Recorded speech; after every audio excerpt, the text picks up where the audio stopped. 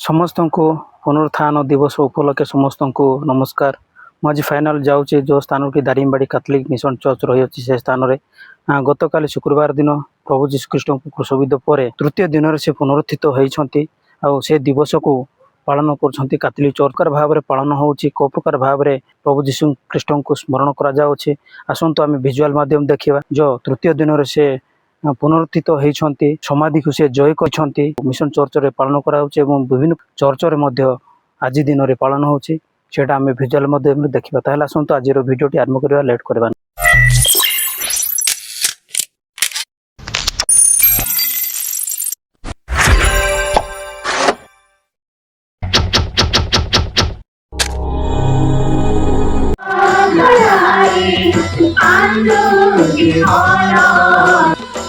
आसुजीबा ईश्वर को सानिधे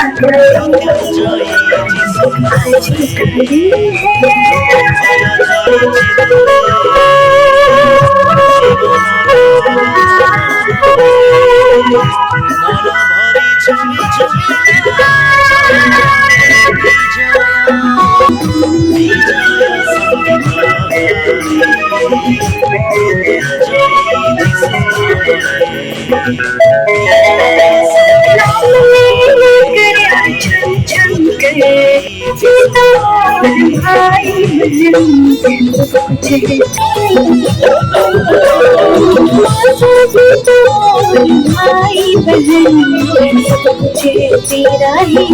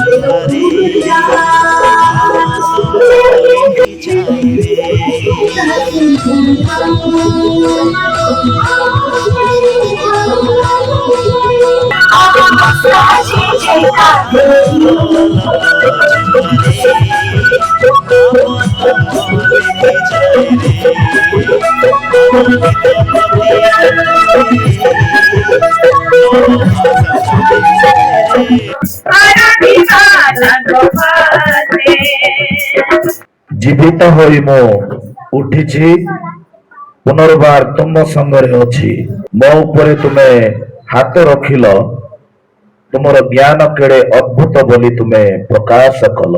हालेलुया। पिता व पुत्र एवं पवित्र आत्मा को नाम रे आमेन।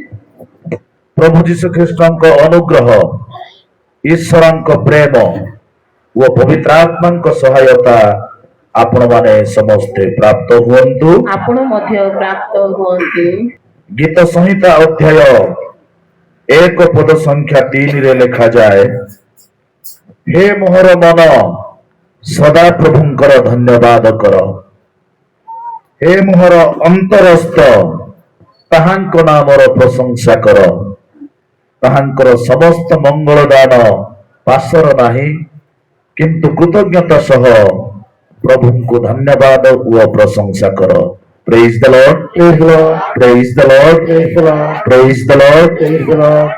ଖ୍ରୀଷ୍ଟଙ୍କ ଅସୀମ ପ୍ରେମରେ ମୋର ମା ବାପା ଓ ଭାଇ ଓ ଭଉଣୀ, ଯୀଶୁ ଖ୍ରୀଷ୍ଟଙ୍କର ସେହି ପୁନରୁତ୍ଥାନ ପର୍ବଟିକୁ ପାଳନ କରିବା ପାଇଁ ଏହି ସକାଳ ସମୟରେ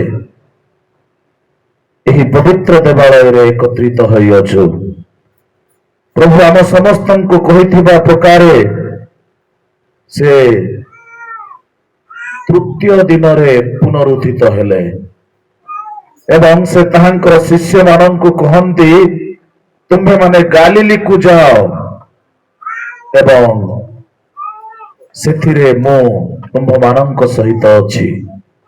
ମୋର ପ୍ରିୟ ମା ବାପା ଓ ଭାଇ ଓ ଭଉଣୀ ମାନେ, ଆମେମାନେ ଗତ ସନ୍ଧ୍ୟା ସମୟରେ ଗତକାଲି ମଧ୍ୟରାତ୍ରରେ ପ୍ରଭୁ ଯୀଶୁ ଖ୍ରୀଷ୍ଟଙ୍କର ପୁନରୁତ୍ଥାନ ଦିନଟିକୁ ଅତି ଆଡମ୍ବର ସହକାରେ ପାଳନ କଲୁ ଏବଂ ପ୍ରଭୁ ଆମ ସମସ୍ତଙ୍କୁ ଆଜି ଏହି ପ୍ରଭାତ ସମୟରେ ତାହାଙ୍କୁ ଧନ୍ୟବାଦ ପ୍ରଶଂସା କରିବା ପାଇଁ ଆମ ସମସ୍ତଙ୍କୁ ଏଠାରେ ଏକତ୍ରିତ କରିଅଛନ୍ତି।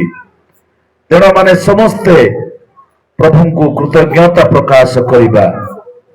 ପ୍ରଭୁ ଯେ ଆମ ସମସ୍ତଙ୍କ ପାଇଁ ମୃତ୍ୟୁଞ୍ଜୟୀ ଖ୍ରୀଷ୍ଟ, ଏହି ଶୁଭ ସନ୍ଦେଶକୁ ନିଜ ଜୀବନରେ ଘୋଷଣା କରିବା। ସାଧୁ ପାଉଲ କହନ୍ତି, ମୁଁ ଯଦି ପୁନରୁତ୍ଥିତ ଖ୍ରୀଷ୍ଟଙ୍କୁ ଘୋଷଣା ନ କରେ ମୋର ଜୀବନ ଧିକ୍। It is no longer I, but Christ lives in me। ଅର୍ଥାତ୍ ମୁଁ ତ କେବଳ ମୋ ମଧ୍ୟରେ ଜୀବିତ ତାହା ନୁହଁ, କିନ୍ତୁ ଖ୍ରୀଷ୍ଟ ମୋ ଠାରେ ଜୀବିତ ଅଛନ୍ତି। ମୋର ପ୍ରିୟ ମା ବାପା ଓ ଭାଇ ଭଉଣୀ ମାନେ, ଆଜିର ଏହି ଶୁଭ ଦିନରେ ଆମେ ମାନେ ସମସ୍ତେ ପ୍ରଭୁଙ୍କୁ ଧନ୍ୟବାଦ ଦେବା। ସେ ଆମ ସମସ୍ତଙ୍କ ପାଇଁ ନିଜର ଜୀବନକୁ ଉତ୍ସର୍ଗ କରି ତୃତୀୟ ଦିବସରେ ପୁନରୁତ୍ଥିତ ହେଲେ ଏବଂ ସେହି ଶୁଭ ସନ୍ଦେଶ, ସେହି ଆନନ୍ଦକୁ ପ୍ରକାଶ କରି ଆମେମାନେ ଈଶ୍ୱରଙ୍କ ବାକ୍ୟରେ ମନୋଯୋଗୀ ହେବା। ଆମମାନଙ୍କର ପ୍ରତ୍ୟେକଙ୍କ ଜୀବନରେ ବିଭିନ୍ନ ପ୍ରକାର ପାପ ଦୋଷକୁ ପରିତ୍ୟାଗ କରି ଖ୍ରୀଷ୍ଟ ଯେ ଯତୁ ସଦୃଶ ଆମମାନଙ୍କ ହୃଦୟରେ ମନ ଏବଂ ପ୍ରାଣରେ ସ୍ଥାନ ପାଇଲେ, ସେହି ପ୍ରଭୁଙ୍କୁ ଗ୍ରହଣ କରି ଆମେମାନେ ସମସ୍ତେ ପୁନରୁତ୍ଥିତ ଆନନ୍ଦକୁ ଅନ୍ୟକୁ ପ୍ରକାଶ କରିବା। ସେଠାରୁ କ୍ଷମା ପ୍ରାର୍ଥନା କରିବା, ଯଦ୍ୱାରା ପ୍ରଭୁ ଆମ ସମସ୍ତଙ୍କୁ ଆଜିର ଏହି ପୁନରୁତ୍ଥାନ ପର୍ବ ଦିବସରେ ଜୟ ଖ୍ରୀଷ୍ଟଙ୍କର ସେହି ସନ୍ଦେଶ ଶାନ୍ତି, ପ୍ରେମ ଏବଂ ଆନନ୍ଦ ପ୍ରକାଶ କରିବେ। ତେବେ ଆସନ୍ତୁ, ଦିବ୍ୟ ଯଜ୍ଞ ଆରମ୍ଭ କରିବା ପୂର୍ବରୁ କରିଥିବା ସମସ୍ତ ପାପ ଦୋଷ ଦୁର୍ବଳତାକୁ ମନେ ପବିତ୍ର